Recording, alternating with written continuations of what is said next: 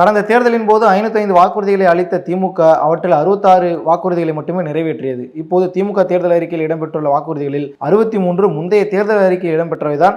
அவற்றுக்கு வேறு பெயர்களை சூட்டி புதிய வாக்குறுதி மாதிரி காட்டுறாங்க. கிட்டத்தட்ட ஒரு போலி. யார் சொல்றது? உங்க எதிர்க்கட்சியில் என்டிஏ கூட்டணியில் இருக்கக்கூடிய அன்புமணி, இந்த ஸ்டேட்மெண்ட் யார்? இந்த ஸ்டேட்மெண்ட் அன்புமணி ராமதாஸ் சொன்ன அவரு அதுல காமெடியன் ஏதோ எழுதிருக்கு பாருங்க, அது தெரியல எனக்கு, அது யாருக்கு எழுதுன்னு. உங்களை தான் சொல்றாங்க.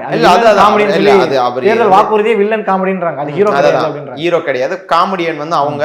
இது வில்லன் வந்து இபிஎஸ், ஹீரோ வந்து நாங்க. அவர் வில்லன் காமெடின்னு கூடவே வச்சுன்னு சொல்லுவேன். ஏன் நான் சொல்றேன்னா, நான் வந்து வேலிடா சொல்றேன். அன்புமணி ராமதாஸ் அவர்கள் எடப்பாடி பழனிசாமி கவுன்சிலர் கூட தகுதி இல்லைன்னு சொல்லிட்டு ஆளுநர்கிட்ட எல்லாம் போய் புகார் கொடுத்துட்டு வந்தாரு. இந்த ஆளு ஆட்சியில ஊழல் எல்லாம் பண்ணி மடிஞ்சு கிடக்கிறாரு, ஊழல்ல இவர் மேல ஆக்ஷன் எடுங்கன்னு சொல்லி ரோசையா இருக்கிறப்ப கொடுத்தாரு, பன்வாரிலால் புரோஹித் இருக்கிறப்ப கொடுத்தாரு. 2003 ஊழல் புகார அதிமுக எதிராக எடுத்துட்டு போயிட்டு கொடுத்தது அன்புமணி ராமதாஸ் அவர்கள். அப்போ யாரு வில்லன் யாரு காமெடி? காமெடியனுக்கும் வில்லனுக்கும் சண்டை வந்து 2 பேரும் ஒண்ணு சேர்ந்துக்கிறாங்க ஹீரோவை எதிர்க்கிறதுக்கு.